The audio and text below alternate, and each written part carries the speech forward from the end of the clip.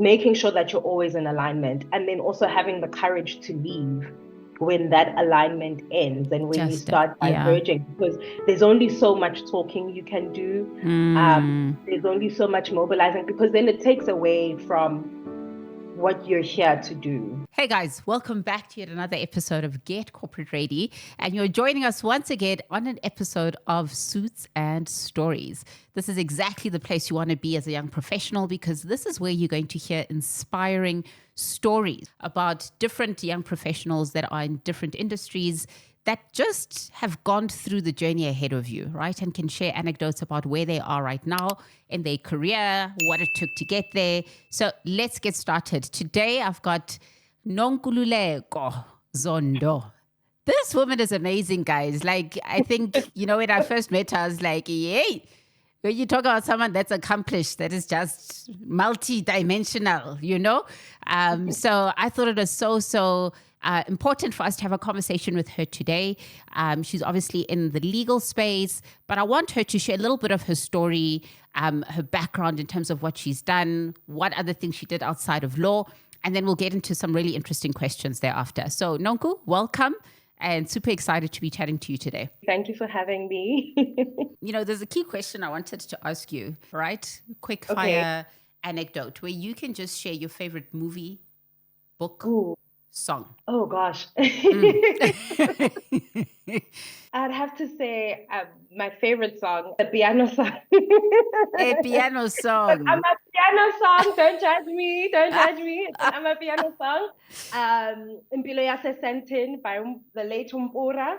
Really, it's just about being, the eldest child or a child raised by a single mother and having really to push yourself to get a better life for all the people around you. And I mean, at the time I happened to be but working and sort of having Impilo Yase Sentin anyway. So so I was like, yeah, Impilo Yase Sentin, That's what I'm about. Yeah, period. I love it. Nonku, one thing that I think, struck me around just you and, coming into what you are currently doing as a profession is that, you did take a little scenic route and do other things that are more of a passion of yours as opposed to kind of charting a career. Firstly, your qualification, because I think you really did go over and above just in terms of getting yourself skilled and ready for the career that you're in. But you also did make sure that you were doing other things that were of interest to you that you happened to do very well. Maybe tell us a little bit more about that so the audience knows a bit more about who Nonku is. Oh. So I, in the true spirit of being an overachiever, I am both a lawyer and an opera singer. There we go. So I studied my LLB at UCT, was singing in choirs anyway, and I had been singing basically my entire childhood. But one of my choir conductors proposed that I audition at the music school, at the College of Music, and sort of see where it would take me. And I ended up doing sort of a combination of an LLB with some music courses. So I think in America, they'd say like I have a minor in opera or voice. Yes. And then did my LLM, which was then converted into a PhD off this year. So yes, yeah. By the end of the year, I should have a new title. I love it. I love it. I love overachievers, guys. Like nothing is really the limit, Like I can do a little bit of everything if I want to, right? Love it. Yeah. And so that's kind of my background at the moment. My legal interests were largely in natural resources, so mining, oil and gas. And I think it was different because it was something that I was interested in first. So it wasn't an interest that unfolded in practice. Yes. So and you will know this because you were the one who had to organize all my rotations when you were still at Bowman. But I came into practice with an interest already. And that sort of oriented my career, whereas a lot of people that I know sort of go through law school, have the generalized education, and then sort of encounter their specialization sort of on their way. After and on the journey. Yes. Journey. yeah, so that's kind of where I am now. So you are not in South Africa right now. No, I am not. Tell Not us any. where you are, why you are there, what are you doing? I am in London, in the United Kingdom, home of the Uh-huh. United Kingdom.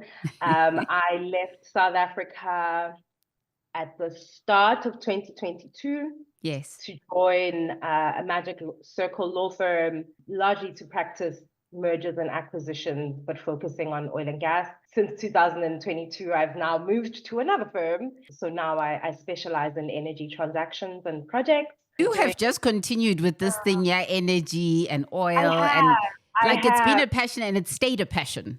It stayed a passion. I think the other thing is I'm stubborn. Maybe it's because I'm Zulu, but I am very stubborn and I wouldn't take no for an answer. And so Yeah. when I was in South Africa, I did a lot of mining work at Bowman's. But, towards the latter part of 2021, I kind of was like, I'm doing a PhD in oil and gas, but I have no oil and gas experience. And Yeah. South Africa at the moment is unfortunately very much behind the curve when it comes to developments in the oil and gas sector. Yeah. And so if I wanted the kind of career in energy, I knew that I had to look further afield.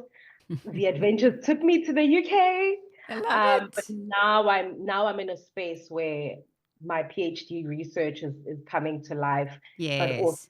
my passions are being sort of Fulfilled, right? fulfilled. Yeah.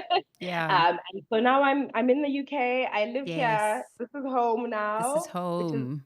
strange to say, but this is home now. I can't imagine being anywhere else at the Anywhere. moment. Yeah. Yeah. What I love about your journey, and one of the reasons why I thought it was really important for us to have you on is just so that people can just dream bigger than here.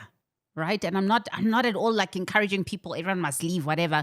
With a law degree, with a passion, you can craft your journey in terms of what it is you wanted to become. And I love that you've journeyed outside of a comfort zone to still push that passion, right? To still push what it is that you're wanting to be known for, what it is you want to practice in. And I think it's so important that a lot of people can hear and see that the possibilities are there. Like if something that you want to do is not here at home or wherever it is that you are, where you're streaming from, you can do it elsewhere. Yeah. Yeah. Yeah. It's very possible. I think the other thing is having patience. Because I started my career, I'll say career, including just like even varsity, I had my interest from about 2014. My interest in the natural resources space. So it's taken me about 10 years to get here. Look at So that. like it might look like it's quick to some people because I did articles and I qualified in 2020 and it seems like an overnight thing. But really, I mean, the other day I found an article that I wrote as a third year in like 2014, Yeah. about the mining sector, so it's taken That's time. And fascinating. there's also been a lot of rejections behind that because there've been opportunities and things that I've applied for that I thought this is the thing that's going to lead me to the next.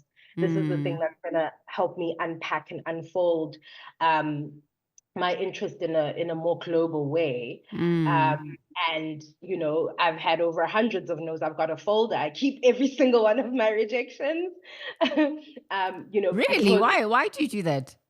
I keep it because I need an archive, or I'd like an archive of the times that I've tried and the things that I've tried, because I think it's easy to talk about the successes. Yeah. And I think But you everyone forget. celebrates the successes, but you forget. Yes. Yes. There've been many times where I've felt like giving up. Yeah. And many times where I felt like, no, you're actually like, you're not all that, but keeping those rejections, I think, yes, reminds me, okay, there've been opportunities that have been a redirect, or there've been things that have not been for me, but I've learned with every no that it's like, okay, cool, what do I need to do better? How do I, redirect? How do I recalibrate the direction that I want to go in? Yeah. And I've also kept it just so that I know that, like, okay, I'm not applying to you ever again. Jokes. But it's really more for me to remember each of the steps that I've taken to get here, because I it's love that. difficult. Like, it's really Mm, difficult, and we don't talk about how difficult it is enough. mm, And it's also just like an archive to say, no, this is how much you've pressed on to get to where you are. yeah. And so that's why I some of my rejections. And I mean, look, rejections have also been such interesting ways to create relationships. I'm a Mm, big person. I love following up. yeah. I will always Yeah. follow up.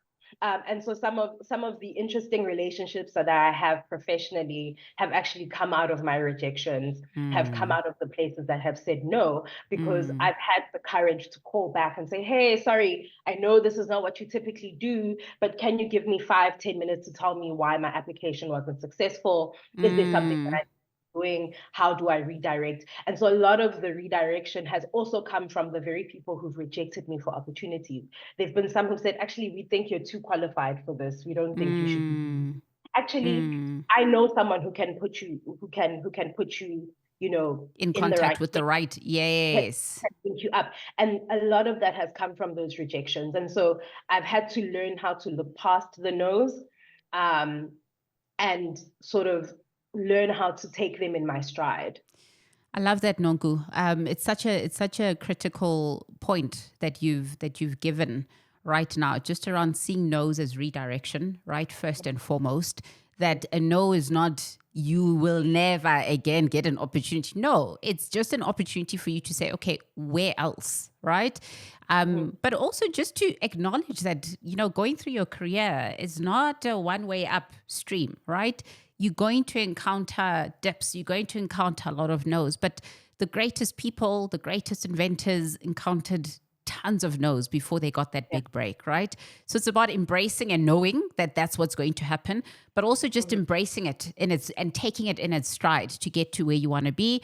And if redirection, then perfect. Maybe redirection is where you're supposed to go, right? As opposed to where you thought you wanted to be. Yeah. So I love that you've shared that.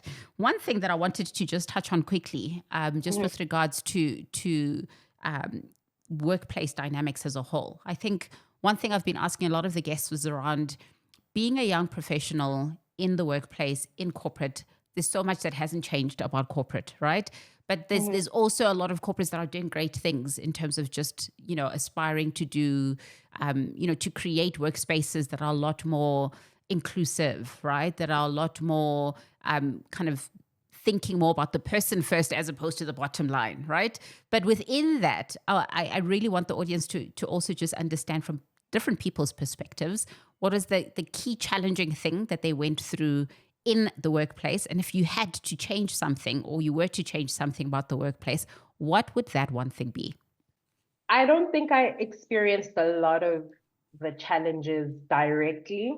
Mm. And I will chalk that up to, I guess, my personality and my overall just like keep moving Yes, yes. attitude. But that doesn't make me immune to some of the systemic things that have come up. But I think the biggest challenge for me, particularly as someone who is a self-confessed multi-potentialite with lots and lots of I love interests, that.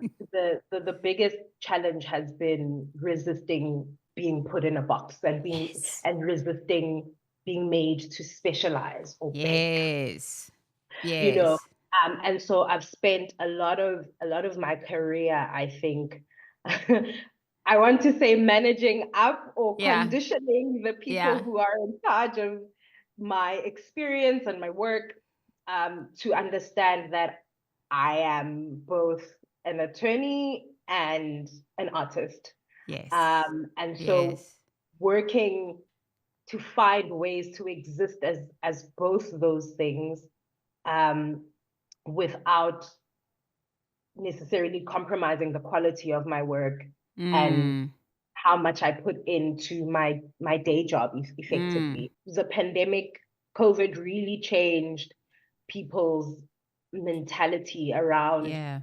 what working looks like. Yes. And I think now the big tension or pulling point is probably the desire to return to pre-COVID work culture. Yes, yeah. And I think a large part of that is going to be driven by constant communication, open communication. I've been lucky in that, you know, every single one of the spaces that I've worked in have been spaces where the leadership have facilitated space for conversation. Yeah. And I think those conversations, even though it feels incremental and it doesn't feel like an obvious change, and maybe you're still in the office 5 days a week, but having that space to speak to the people you work with and bring them along and bring them in, has been a great help.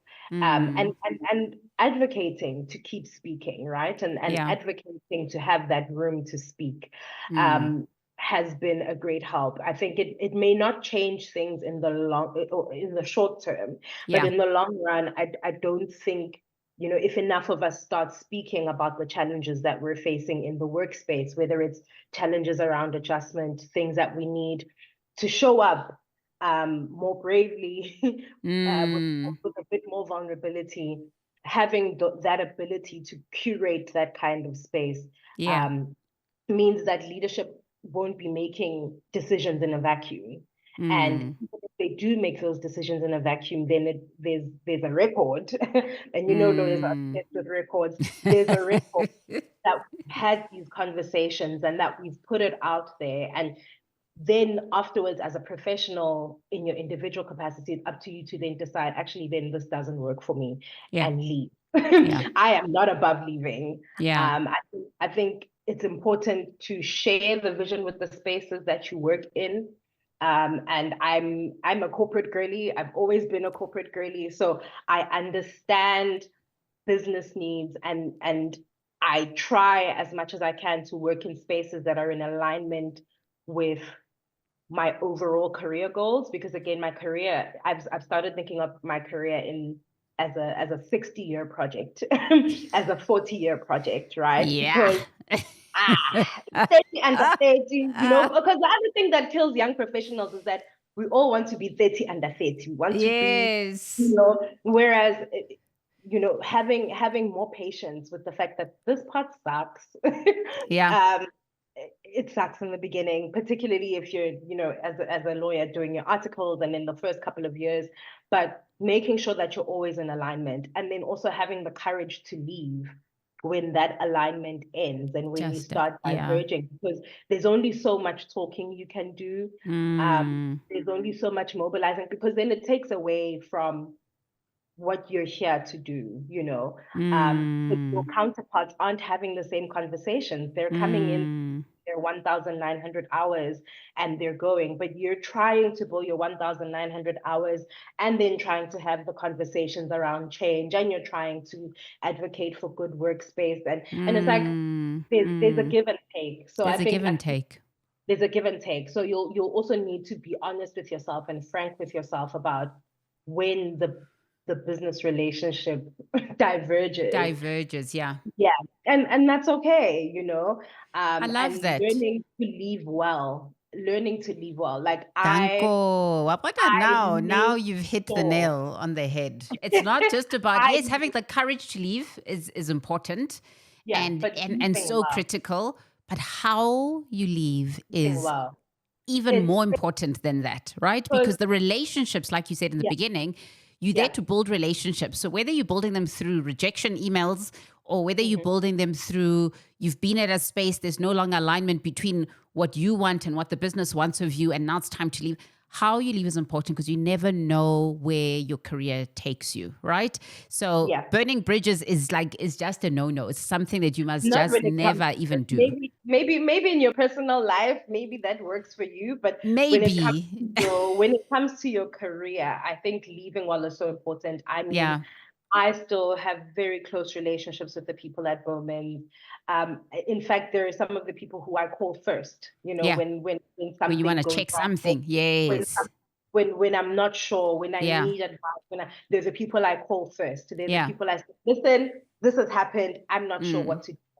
You know, even when I've had a moment where I'm stuck, and they have nothing to gain from these conversations with me, but they're open and they're honest, and we have the conversations because those are the people who've effectively groomed you career-wise, right? And so I think even when there's difficulties and even when the circumstances around leaving aren't favorable, the greatest, being, I think one, I want to say humbling yourself. I don't know if that's the right verbiage for it, but I get you. being able to recognize and almost remove yourself from this and say, what is my big picture? Yeah. And until you're thinking in big picture, whether that's 3-year increments, 5-year increments, leaving well is always going to stand you in your stead. Like, I know for a fact, even if we left things at weird terms with different people, there's no one who can say, look, it's a terrible human being. I never want to hear from her ever again.